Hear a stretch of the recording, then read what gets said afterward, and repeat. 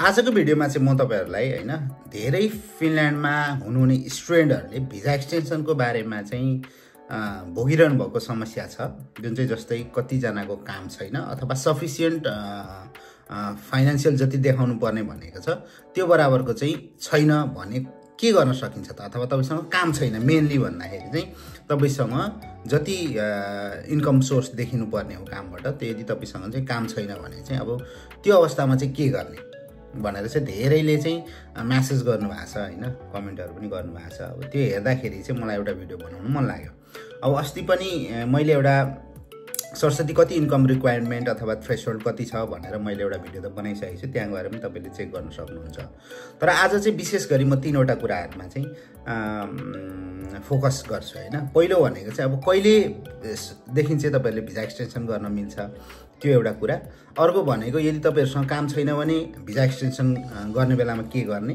र अर्को भनेको चाहिँ काम छ भने के कुराहरु तपाईले देख्नु पर्छ यो तीनवटा कुरा चाहिँ म आजको भिडियोमा समेट्ने प्रयास गर्छु हैन सबैभन्दा सुरुमा चाहिँ अब भिजा एक्सटेन्सन गर्न चाहिँ कहिले देखि चाहिँ तपाईले सुरु गर्न मिल्छ त भन्दाखेरि तपाईहरुको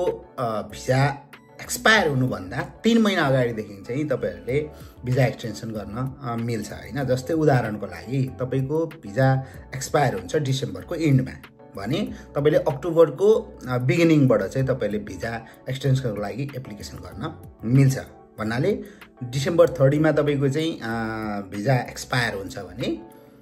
तपाईले अक्टोबरको 1st बाट चाहिँ भिजा एप्लिकेसन सुरु गर्न सक्नुहुन्छ अब कहिलेसम्म भन्दै तपाईको डिसेम्बर 30 मा एक्सपायर हुने हो भने 29 सम्म पनि तपाईहरुले एप्लिकेसन गर्नुभयो भने त्यो भ्यालिड हुन्छ र तपाईले अक्टोबरमै गर्नुभयो भने पनि त्यो भ्यालिड हुन्छ भन्नाले त्यसको कुनै त्यस्तो धेरै फरक छैन तर अब डकुमेन्ट्सहरु तयार गर्नलाई यताउता तपाईहरुले ढिलो गर्नुभयो भने पछि लास्ट आवरमा गर्नुभयो भने केही कारणवश तपाईको एप्लिकेसन सबमिट भएन भने त्यो अवस्थामा तपाईहरुलाई गाह्रो हुन सक्छ सो अगाडि नै गर्नुभयो भने चाहिँ राम्रो हो हैन किनभने अब सबै डकुमेन्ट्सहरु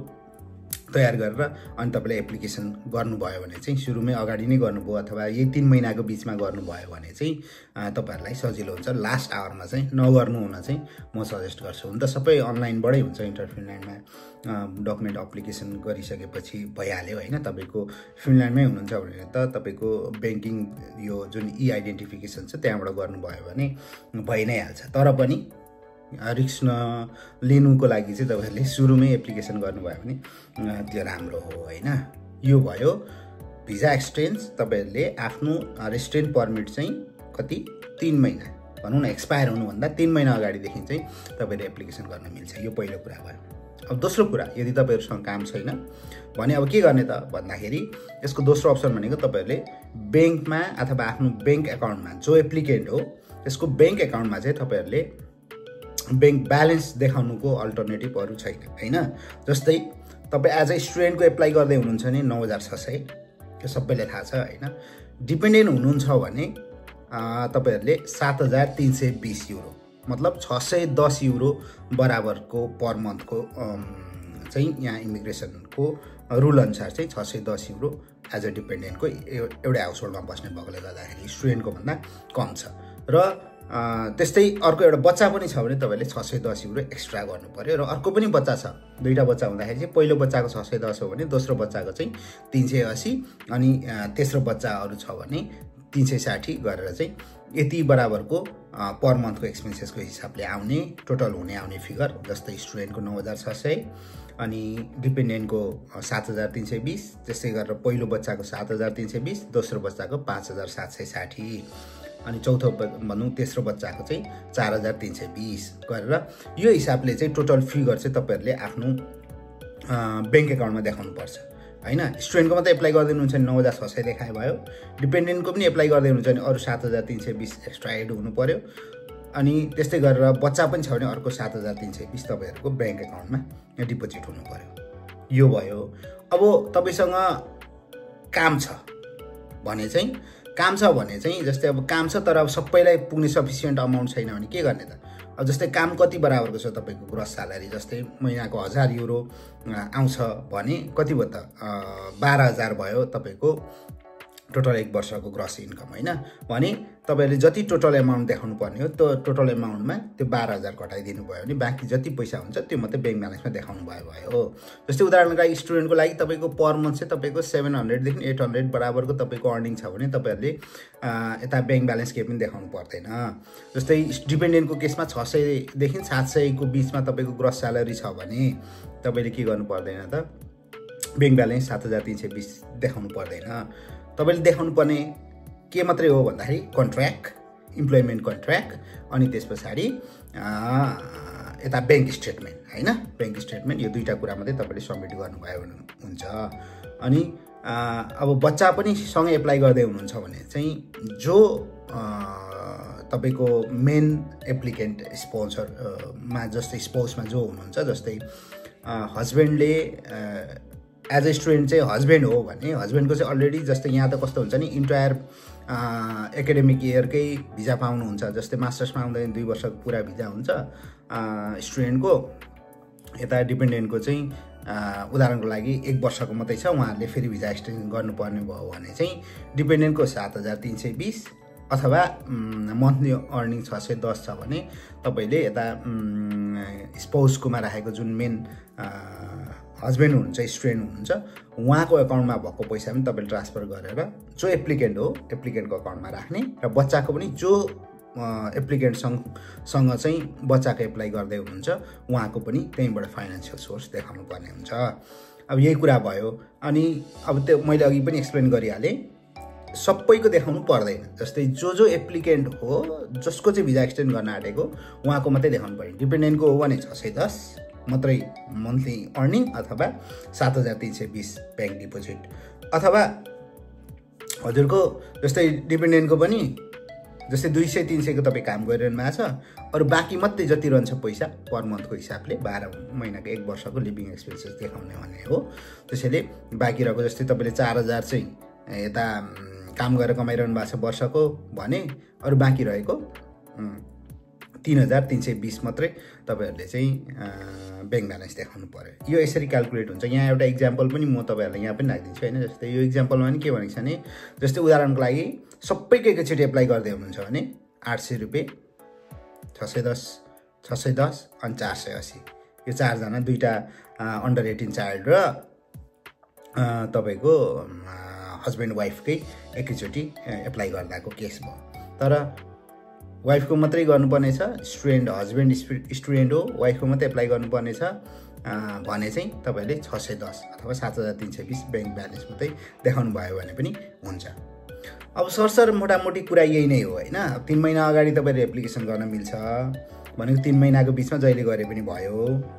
अर्को भनेको यदि तपाईसँग काम छैन भने बैंक ब्यालेन्स देखाउनु पर्ने जो एप्लिकेन्ट हो त्यो एप्लिकेन्टको एकाउन्टमा जति बराबरको पैसा हो त्यति देखाउने हो जस्तै तपाई स्टुडेन्ट हुनुहुन्छ मैले अघि पनि एक्सप्लेन गरिहालेँ वाइफको चाहिँ भिजा एक्सटेन्ड गर्नुपर्ने छ भने तपाई स्टुडेन्टले काम गरिरहनु भएको छ भने स्टुडेन्टको जुन पैसा अलिकति तपाईको सेभिङ छ भने त्यो पैसालाई पनि यता वाइफमा ट्रान्सफर गरेर त्यही देखाउन मिल्छ हैन अनि अब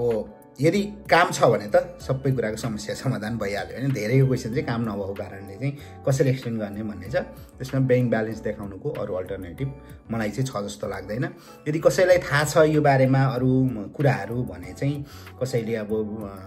कमेन्ट गरिदिनु होला हैन धेरै साथीहरुको एकदमै समस्या छ हैन यहाँ चाहिँ म चाहिँ के पनि कन्सर्न गर्न चाहन्छु नि यो भिडियो मार्फत हैन